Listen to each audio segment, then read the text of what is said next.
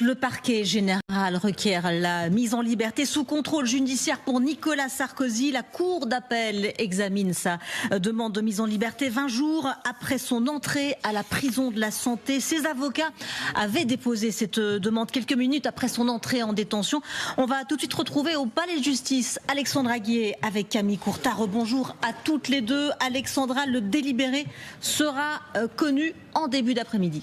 Oui, exactement. Le délibéré est attendu pour 13h30. La Cour s'accorde 3 heures pour prendre sa décision. Ce matin, l'audience aura duré une petite heure finalement. On aura pu voir Nicolas Sarkozy au travers d'un écran en visioconférence depuis la prison de la Santé où il a pu s'exprimer, répondre aux questions de la Cour. Et puis, dans la Cour, il y avait également un de ses avocats présents qui a plaidé toutes les raisons pour lesquelles il devait être mis en liberté car il remplissait toutes les conditions nécessaires. Et puis il y avait également au premier rang ses plus proches qui étaient là pour le soutenir. Il y avait notamment son épouse Carla Bruni, mais aussi 2 de ses fils ainsi que son frère François. Sandra, donc vous l'avez dit, l'ancien président a comparu en visioconférence et vous avez pu assister à l'audience. Qu'a-t-il dit ?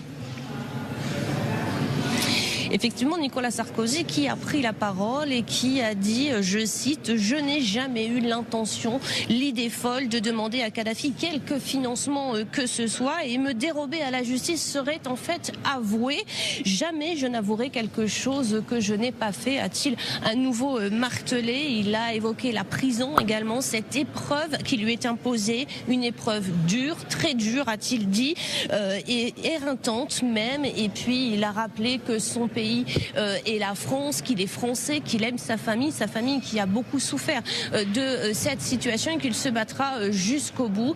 Il espère évidemment, vous vous en doutez ardemment, que la Cour d'appel accède à cette demande de libération avec cet espoir qui est que l'avocat général a lui-même requis cette mise en liberté tout à l'heure, assortie de certaines conditions pour son contrôle judiciaire et essentiellement le fait qu'il n'entre pas en contact avec les autres protagonistes de ce dossier pour lesquels il devra encore comparaître en appel au printemps prochain.